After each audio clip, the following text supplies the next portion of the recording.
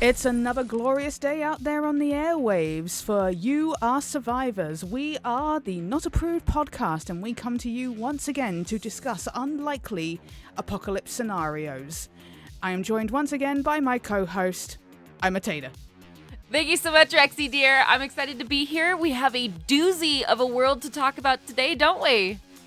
A doozy indeed we do. Now the thing is that I know that this might be a controversial episode for certain of our listeners, but please bear with us. We are not here to judge, nor are we here to alienate. We are here merely to discuss the possibilities and the what-ifs. We exist in the odd. We exist in the audacity. We exist in the confusion. In the 0.00 recurring 0.1% chance that something as obscure but monstrous as this may happen. And if you are affected by the world that we are talking about today, congratulations. You are part of 50% of the population that we're talking about. So this will be an interesting experience. I would argue that this is not 50% of the population. This is a much smaller percentage of the population, but the way their numbers are rising exponentially every day, we may yet see 50% of the population. So the odds of this world occurring are actually increasing every day, aren't they? Every day. Now, dear survivors out there, you may be wondering, what apocalypse scenario are we discussing today? What could be so controversial that would bring Tater and Rexy to such blows already in discussing such a thing? Well, Tater, why don't you explain the concept? Happy to. So today what we're looking at is a world in which the vegans have risen. The vegans have risen. It could happen. The vegan teacher spoke, and the people heard. And they have risen and taken over society. And we're not talking risen as in Christ has risen, nor has nor has zombies risen. The cow has riseth. Riseth. The pork has riseth. No, the vegans have not risen in the biblical sense of the word, nor the zombie sense of the word. No, they have risen as in they are a faction, and they have toppled governments across the world, and now we live under the pure dictatorship of vegan society. Correct. So what is this gonna look like? That's an excellent question, because the automatic assumption. So let's establish the rules of our world. Establish the world. Yeah.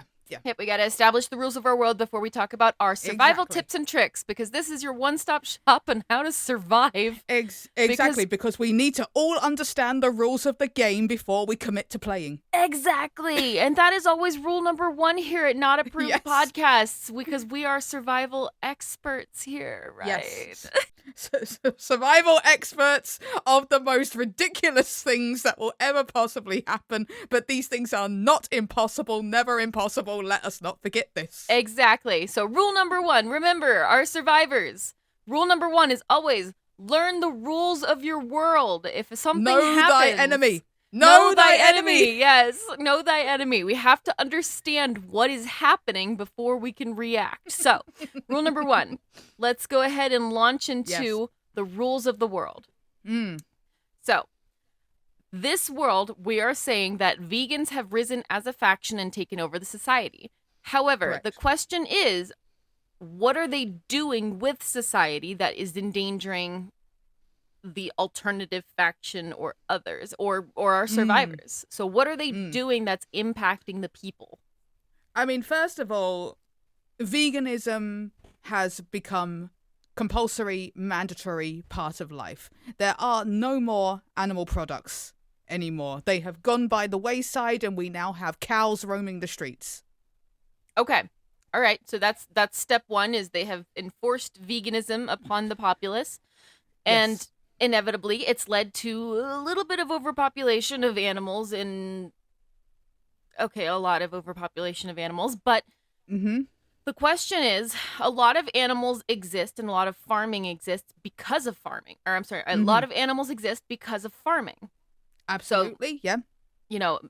Controlled breeding, the population of animals is managed by controlled breeding. So when we first start out, I anticipate when the society first takes over, I anticipate that the population would be a little bit higher. Now, how wild are we going? Because not all vegans are necessarily animal lovers. Some are vegans simply because of the health impacts that it has. Some are because they just maybe they don't necessarily want to go and rescue every animal, but they're like, I just don't feel it. I want to. It makes me feel bad to eat animals. So the question is, how far is this society going? Now, because it's the Not Approved podcast, folks, we're talking that they went all out. Yeah, we talk in extremes. We talk in the extremes. We're not assuming that they just stopped and said, "Oh, that's good. Everyone's eating vegan. That's fun." No. We're gonna say that they went all out. No, we are talking Gestapo levels of observation. There is a man called Hans who stands outside every door, making sure that you do not have steak on the table every night. So with this over extreme enforcement of veganism, they've also released all animals. So yes, because we do not want any animals in animal prisons. Exactly. The fences don't exist. Fences don't exist. However, this brings into discussion, does that mean that there are no longer domesticated pets? Is that a form of slavery? Is that a form of animal slavery? I don't know. I'm going to be honest, I'm not the best one to ask. I grew up on a ranch. I am a rancher. I'm not the best person to ask about veganism because steak good. But I will preface this episode, which we should have done at the start, really, to say that Tata and I are both meat lovers. Yeah, I have nothing against the vegans. Yeah, all credit to you. You do you. You think you're doing a good thing, and I do not doubt your message. Well done, you. Personally, though, steak good. Steak good. Steak good. Yeah, and Bessie good. And if you think that anything other than actual milk belongs in a hot chocolate, then you are a psychopath. Is what I'm gonna say. You use milk in your hot chocolate? Yeah. I just use water. Well, I do use water, but I make it a little creamy by adding that milk. actually sounds nice. I didn't even think about that. Yeah, and then I have some whipped cream, which again is real dairy, and some marshmallows, which contain gelatin, which usually comes from pork. Wow, I didn't even think of how many products are impacted by the vegans would be wiping out entire food groups here. Okay, let me just break this down for you. I don't know what it is over in the United States, but over here in the UK, all of our banknotes now basically are made from gelatin. They contain gelatin extract. It's basically what makes them indestructible now. Our money is almost plastic. Like our banknotes. And there was actually a big outcry from the vegan community at the time saying we cannot use this because it contains animal products. Okay, so that brings up a good question. Is the veganism, from my interpretation and my understanding previously, had been they just don't eat animal products. However, the question is, are they banning animal products in both the edible form and the inedible form? So our standard use animal products? Yeah, absolutely. Because, if you are true vegan, then you do not wear leather.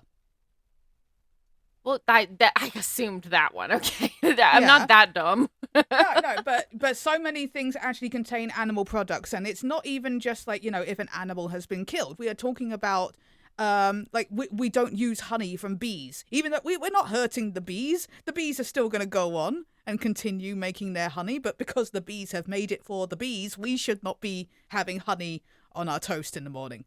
Okay. So in our world, they've taken over. They've enforced veganism.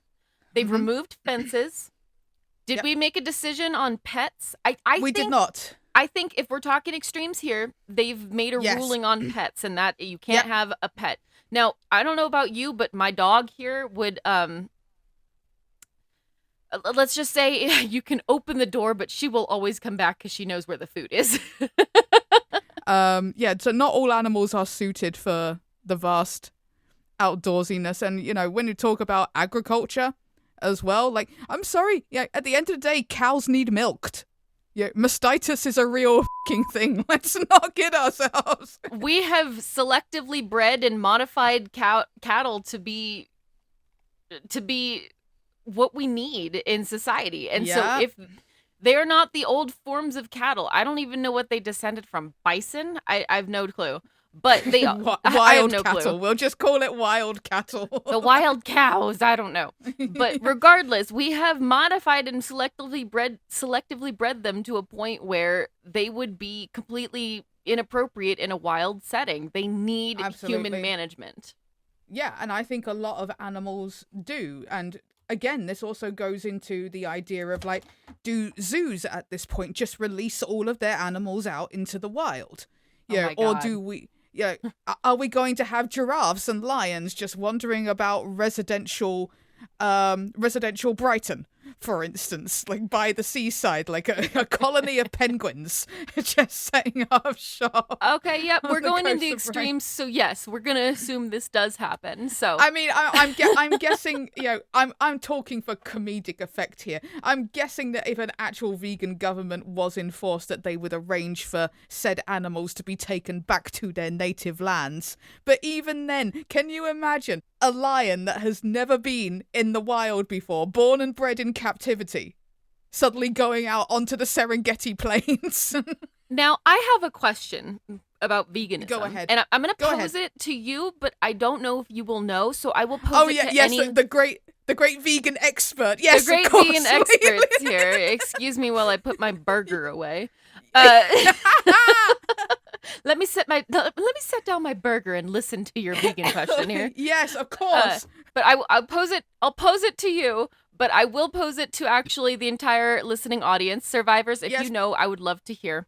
Exactly. Please comment. Please give us your opinions, your comments. We would love to hear what you've got to say. Bad or good, we don't care. We're probably not going to read it anyway. Come on. We of course will read it. We're just we're not going to judge. We don't judge. Okay. No, that's fair. We won't judge. This is a judgment-free zone. All right, my question. Fossil fuels. Fossil fuels. Oh. Here's my question. Now, I would pose this to, like, the vegan teacher. Fossil fuels, educate me. Is that technically, because fossil fuels are generated from basically dinosaurs that have over time just degraded the biodegradable dinosaurs into fossil fuels. It's still an animal product. It's an animal product. So here's my question is, can we ship these animals back over to their native lands? Can we travel? Can we fuel our vehicles? Oh my God! How deep does this go? Right here. How deep does this go? How deep does this go? The question. Oh my God! But if that's the case, then oh my God! Any face cream that contains collagen, marine collagen. Yep, everything. Like we are completely unprepared for this. So if they're banning things, so we have to I'm going to make the call for this conversation for our concept of a world. They're banning the fossil fuels. They're banning all animal products. So we're screwed. And this is where it turns into an apocalypse scenario. Exactly. So we've established our world. So let's just revisit. Let's just summarize it. Rule number 1, understand the rules of our world. Know thy enemy. Know thy enemy. Number 1, know thy enemy. So we have vegans that have taken over society and established veganism. Part of that veganism is removing all fences. So livestock, anything domesticated, everything has been removed. So all animals are free will innocence. Secondly, money is now no longer viable unless digital, which isn't too far removed from what's going on anyway, but there is still an economic impact that goes along with that. What do you do with that money? Excellent point. How do we barter? How do we trade? Number 3, what are we on? Fossil fuels. Fossil fuels. Yes. I posed the question. I'm going to pose the question, and I'm confused. Yes, fossil fuels. We can't use those. So how are we traveling? How are we managing our society? Our entire culture is built on the ability to barter, trade, and travel. So how are we functioning necessarily? So then the question moves on to the apocalyptic nature of this. That endangers our viewers, our listeners, our survivors. Our dear survivors out there. Punishment. Corporal punishment by the vegan government. So you eat animals, animals eat you. I don't know. How are you punished? How are you punished in vegan rule? Which, by the way, would be implemented immediately because this is what they've always called for. You know, we need this to end now. In fact, we need it to end yesterday. And I stand by my statement. The rule that would be established is if you eat animals, animals eat you. More than likely, you will be thrown to the lions. We are going back to biblical gladiatorial events. I could totally see that. Oh my God, I could totally see that. We will regress back to live torture entertainment. It'll be a nice Sunday afternoon. Bring the kids. Step right up. Watch a lion maul Fred. What did Fred do? He ate some bacon.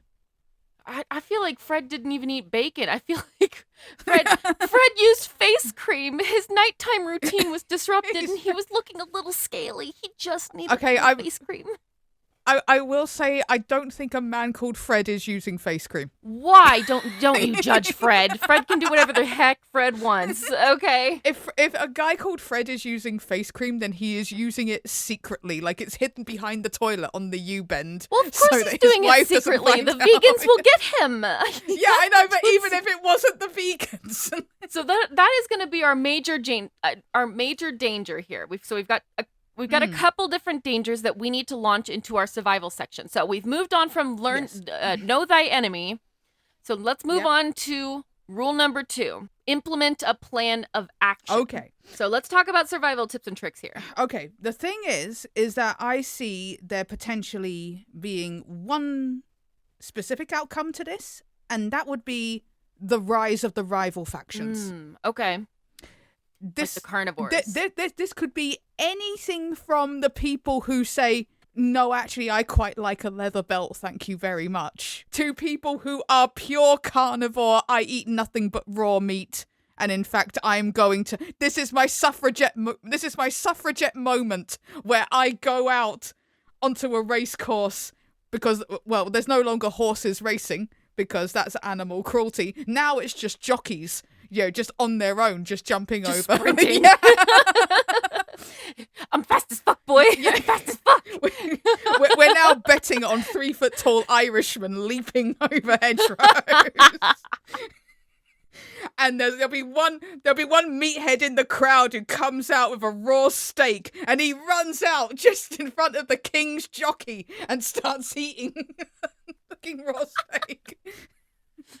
Oh my God. So they've got like protests against the veganism. No. Yeah, there will be mainstream vegan protests.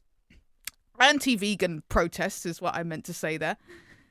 Yeah, that is an excellent point because that is an actual thing. So that we've got the vegans, and then there's also technically a movement called the anti-vegan. Yeah, you have the resistance. And they are more prevalent than we assumed. They are the resistance movement. Now, the thing is the resistance movement a freedom fighting organization, or are they terrorists? That's an excellent question. Yeah. If society is based on veganism now... Yeah. The government would declare them terrorists. I think it depends on the actions that they take. Yeah. I think it depends on the actions they take if they are terrorists or if they're just a freedom fighter. Yeah. Well, that's a good question. Are the Jedi terrorists? Wait, we can't talk about Jedi. No. Disney will come for us. Disney will come for us. Schmizney. Yeah, do not link the word Jedi and terrorists. That's all we need. We will get sued. In a certain movies franchise... The group rhyming with Smedai, are they terrorists? Yeah. Schmedai. Are the Schmedai terrorists? Or are they freedom fighters? Yeah. Or are they freedom fighters? So I think it depends on which side you're on. Yeah, if I'm absolutely. Being honest. So my thing for getting through this alive would be you either have to... You are left with two options. You either conform or you resist. Okay. Conforming is absolutely a way of getting through this alive. You may not be very happy. I think this will be our first world where one of our first options is, okay, you just have to choose. Do you just give in? Or do you actually attempt to fight back? Yeah, absolutely. So that is kind of our first world where we've encountered this, is do we just give in? Do we just give up? Is now the time that is a survival technique. Yeah, is throwing in the towel an option? Sometimes it is. If you want to survive, I've said it once, I'll say it 100 times. If aliens ever come, I am selling out the human race fast. That's so good to know, because that's so you. Yeah, absolutely. If the opportunity ever, if the end of the world comes and we need to resort to cannibalism, I will be the first person in the line saying, yes, we need to do this. Let's start eating each other. I'm going to be honest here. I will say, I don't think that survival technique is mine. Giving in, I don't think is going to be mine in this world. No. So the veganism, I don't think I can handle it. So I would be an underground. I don't think I would necessarily be part of the anti-vegan movement necessarily, because that's not going to be my survival technique. But it does bring up the point of give in, fight back, or just secretly be a degenerate. Well, this is the thing. Do you conform? Could you conform to the vegan government, but you've secretly got a packet of pork scratchings hidden behind the back of the fridge that no one looks? It only comes out at Christmas. Vegan society. It only comes out at Christmas. Oh my God, Christmas dinners. Always have a backup plan. Christmas always have that backup. Christmas dinners and Thanksgiving are ruined. Vegan Thanksgiving. Oh, yeah. Oh no, they got tofu turkey, tofurkey. Isn't that what it's called? Tofurkey? I've never encountered that, so I can neither confirm nor deny. It probably is. It's no worse than a turducken, if we're being honest. honest. They just started selling those over here. I was actually amazed. Oh dear God. I saw one in the shop. Followers of the Christmas. turducken. That's the symbol of the anti-vegans, is the turducken. Can I just say that I was playing Dungeons and Dragons with some people a while ago, and one of them actually found a turducken stat sheet. Like, it was like a 3-headed chimera. Oh my God. It was a 3-headed chimera that you had to fight, and it listed all of its strengths. All right, we've got the hardcore fascists that are vegans, so the hardcore vegists. Yeah.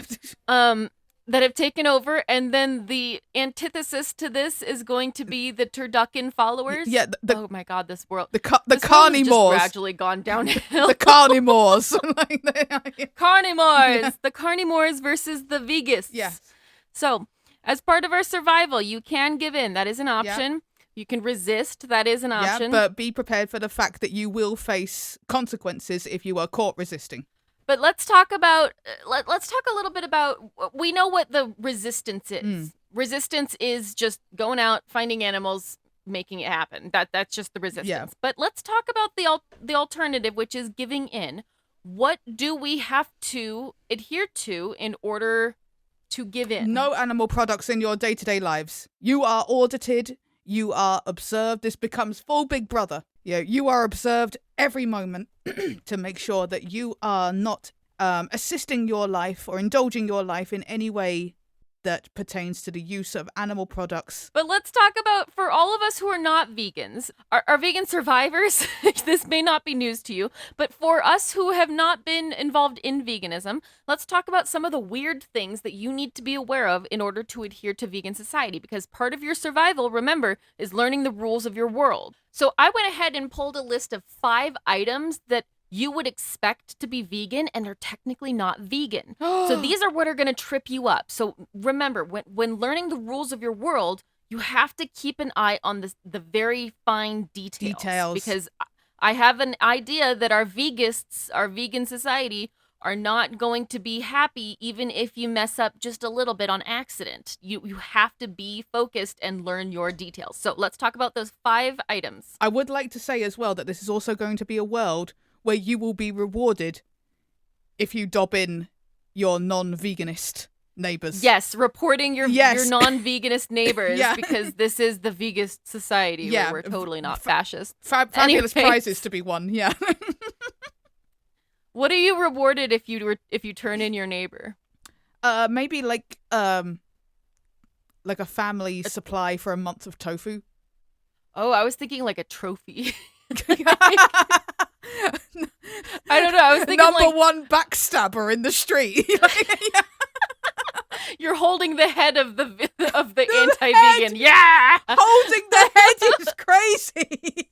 I don't know. I'm going full on like Roman Empire-esque. Wow, holding the head of your enemy. That. I was not expecting.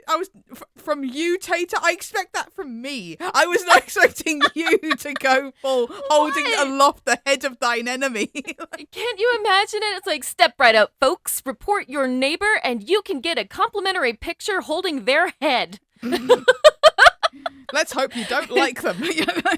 Only $5 per photograph. Yeah. Oh yeah, they're making money out of this. But anyway, come on. Let's get to this article that you're... Yes. Okay. So our 5 items that you would expect to be vegan but are not vegan. Right. And that will trip you up in this society. So make sure you keep an eye on the survival for this.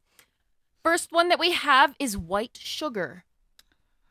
Oh, white sugar. White sugar. How is white sugar tripping me up? So white sugar is, according to this, processed using animal bone char, which is, I guess...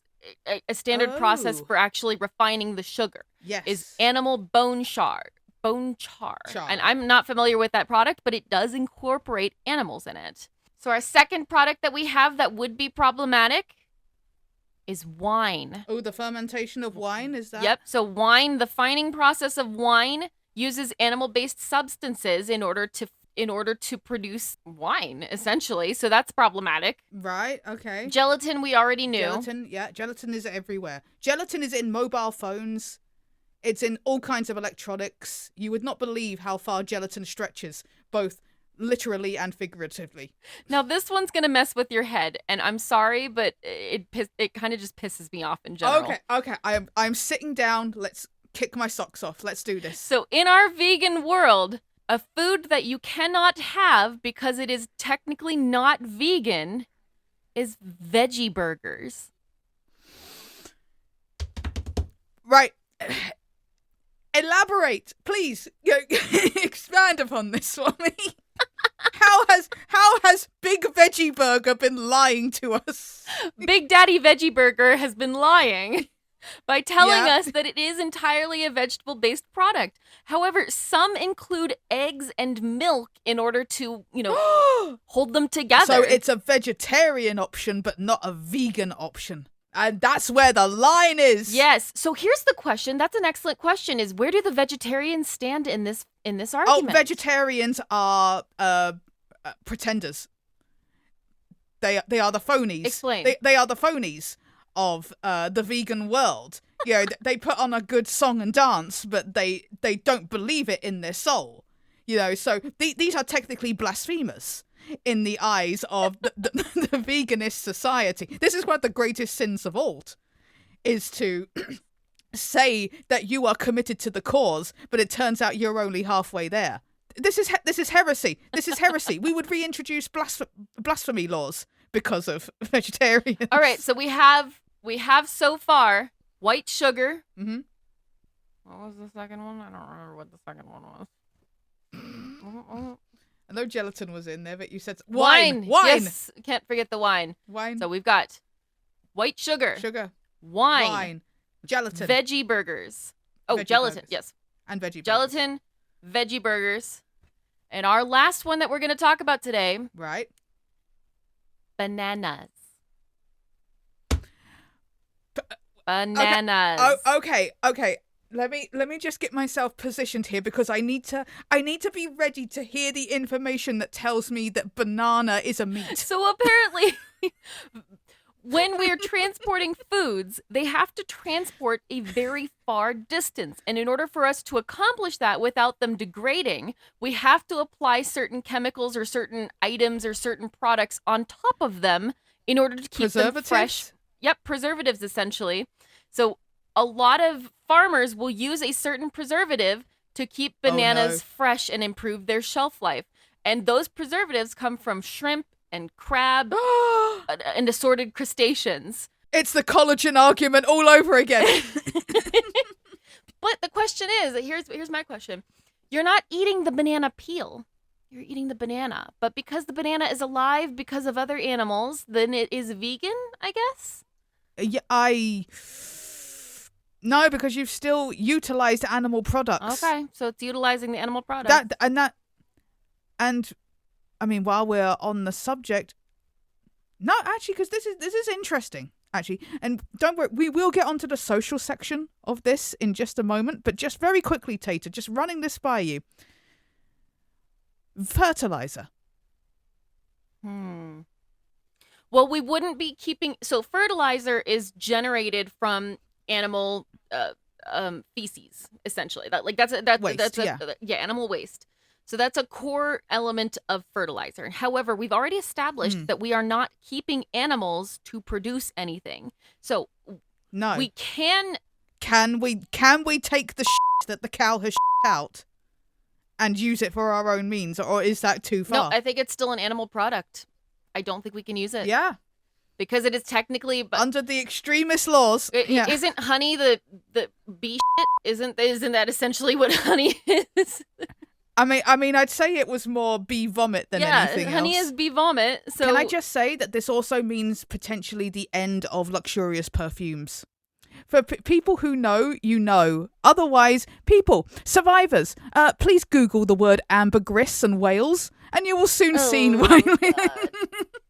Oh, God. You will get a full education on how top brand perfumes are made. Let's move on while my stomach isn't revolting. Anyways, let's jump into our social component. We're going to move on to our next section. So, survivors, remember, our next rule is find someone to survive with. So, in order to accomplish this, what we do is we utilize local dating apps in order to find potential survivors to survive with. Now, we're not judging them. We're not basing our survival instinct on their image, their looks, anything like that. We're purely talking about elements in their profile that would indicate possible survival in this scenario. We are also not going to give enough information that we are able to identify these people. So your secrets are safe with us. Survivors, if you have any screenshots that you would like us to review, please do send them to us. All right. This individual is Fred. Yeah. Yeah, he looks like a man who is using face cream but hiding it from his wife. He's secretly hiding face cream from his wife. So here we have Fred, who hides face cream from his wife. Who is also on Tinder. So. Fred, you got problems, boy. Okay, so first of all, we have listed our interests as hockey and walking the dog. Okay, right there we already have first a problem. Of all, the dog is out. He's got a pet. Yeah. In his first picture, he's wearing a leash around his neck, so he's got a doggo, and he clearly likes his doggo. Yeah. He's gotta go. Yeah. That's a problem. In fact, I feel like that photo in the extremist vegan government would be seen as a hate crime. The fact that he's wearing that leash around his neck. That picture is equivalent to the guy with the lion and what was that veterinarian with the lion or something? Oh God, yes. How dare you? I can't remember. Was it like Cecil? I don't remember. Lion? It was something like that. Oh, that was so sad. That was so sad. But so he is currently wearing a leash in this picture, which indicates that he likes his dog. He goes out with his dog, and that's going to be problematic. Yeah. Hockey, I don't see being any problem for the vegans, except it is aggressive. Do vegans have problem with aggression, or is it just the animal aggression? This is the thing. It's only aggression directed towards animals. I don't think vegans give too much of a damn about hockey. And in fact, this is a guy who's potentially going to go into the gladiatorial arena and might do well. Oh, that's a good point. You know, and if he likes hockey, then maybe he'd have a good chance. Yes, exactly. Surviving the gladiatorial. Okay. He likes travel, is very well traveled, I guess. Likes hot springs and stand-up comedy. Okay, I don't see there being a problem with that. I mean, travel's out of the window because we can't use fossil fuels to get anywhere now. So unless he's just talking walking travel, that's as far as he's getting. Okay, second picture is also him outdoors. Looks like he's got like He might be walking the dog. Is that a leash? I thought it was like a walking stick. No, I think that's a dog attached to the end of that. I think. I am gonna say I'm not a fan of how high up those trouser legs go. We're not judging them by their looks. I know. I just had to say that because that is so unnecessary. But that does bring up a good point. Is he wearing any animal product? In this photo, it's hard to tell. However, it wouldn't surprise me. There's probably animal products in his tennis shoes. Yes, that's exactly what I was going to say. Yeah, there's probably some animal derivatives going on in a lot of what he's wearing. He probably doesn't know. Holy heck, he's tall. Jesus. Oh my God, he is. Fred is over 6'4". He's taller than 6'4". That's tall. That is pretty tall. But he's outdoorsy. So here's the thing: is if he does mess with the vegan, this is going to be controversial. But hear me out. Mm-hmm. If he breaks the rules of the vegans, will the vegans have enough protein in their system to build energy to chase him? But the thing is, will he have enough protein in his system to fight them off? He does. He broke the rules. As far as Fred goes, aside from secretly hiding face cream and using it and getting thrown in with the lines, do we think he would be a good person to survive with? I think it depends on our opinion of which method would we follow. Would we resist or would we give in? And I've agreed to resist. I've already stated I'm going to resist. Yeah, what right? are you? Okay, you're a resistor. I'm going to be... I feel like I'm going to be one of those sneaky people. I'm going to be one of those that presents the front of being vegan, but has hidden like a jar of cockles Has face somewhere cream at the hidden very behind back. the toilet from your wife. Basically, yeah. I am resisting in my own way. I am funding the black market. Okay. I feel like Fred, who enjoys face cream here, I feel like he is full on resistance as well. I think that he is with you, Tater, in the trenches, going ham. All right. So I'm going to vote yes. This guy, I think, would be a good partner in survival. Whether or not he would be a successful survivor by the end of it, I don't know, because it depends how good the resistance fights. I do feel like they might have the edge with the protein factor, but it may take some time. Okay, so do we want to move on to our second contender for survival? All right, so this guy, we're going to call him... What does he look like? He looks like a... He's giving me Prince Harry vibes just from that. All right, Prince Harry. We have Prince Harry. Harry. First name Prince, last name Harry. Yeah. All right, so Prince Harry is in his 30s. Yeah. This one's pretty tall, too. Yeah, he is pretty tall, but he's a farmer. He's a farmer. Oh, no. But that could mean a lot of things. That doesn't necessarily mean that he's working with animals. Just he might be working in the plant-based. His first picture is him sitting next to a dog. Yes, so the dog is immediately out the picture. We cannot rely on the dog. All right, him holding a kiddo. Yes, which he's already specified is not his kiddo. I find it so funny. I'm sorry. I'm not in dating apps right now. I'm on a hiatus, but I find it so funny when guys are so desperate. The first thing they say is, "That's not my kid." Yeah. It's like seeing a man out in the wild holding a child, and he's just running around saying, "This isn't mine. Not mine. This isn't mine."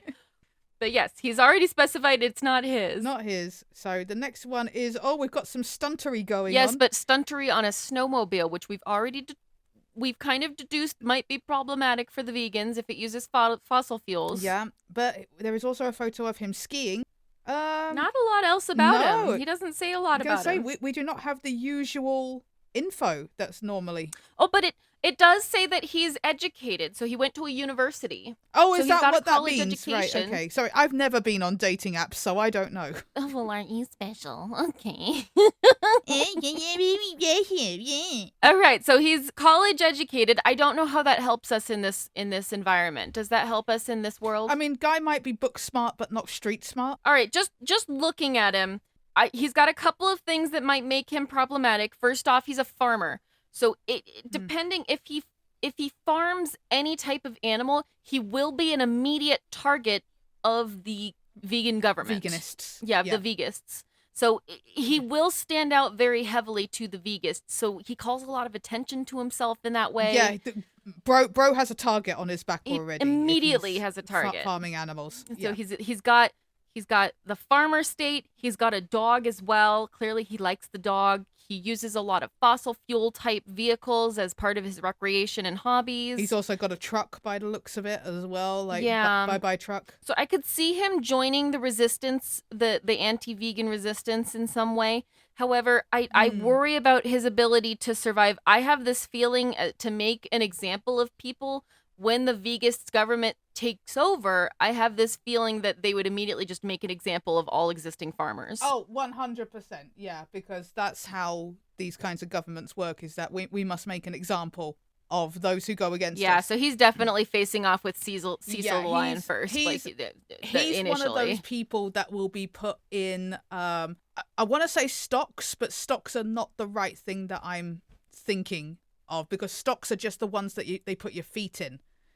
The one that they put your head and your hands in are called something else, and I cannot remember for the life of me what it's called. Don't ask me. I wouldn't remember. This is a you fact. I wouldn't know. I know it's a me fact, and I feel very bad that I don't actually remember what this is called. But yeah, he would be on public display for people to throw fruit and vegetables at. Okay, so here's the question: Would we survive with him? I'm gonna say no.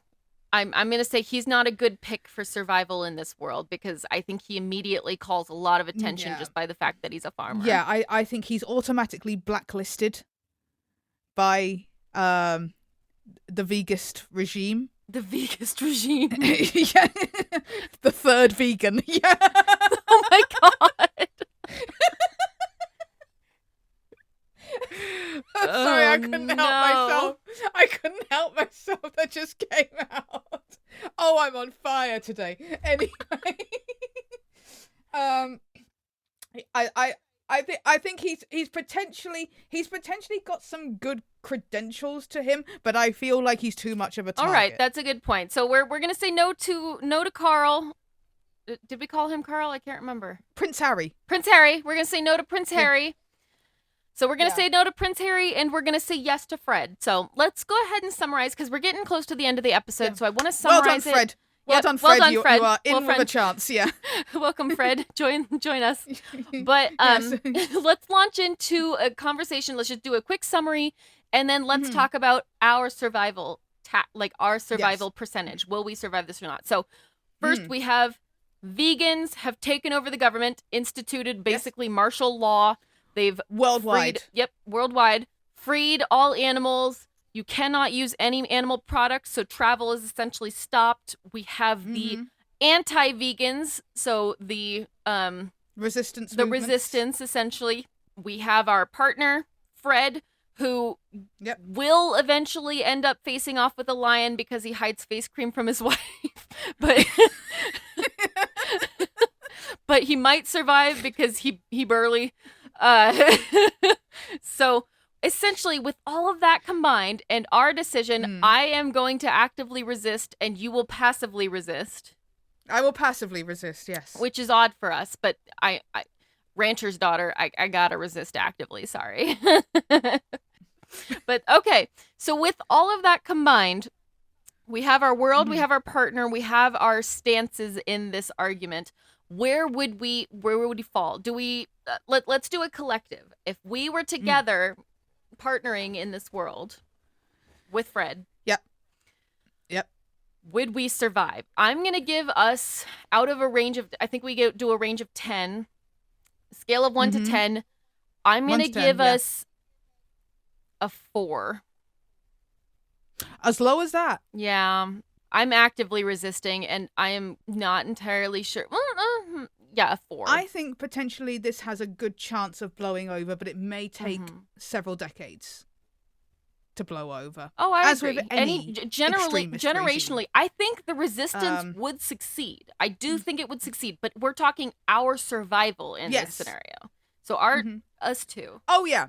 I think the one thing we have going for us in this is that when it comes to a regime like this, one of our strengths, well, we have a couple of strengths. One strength is the fact that lack of protein for the vegists is going to result in a weaker battlefront.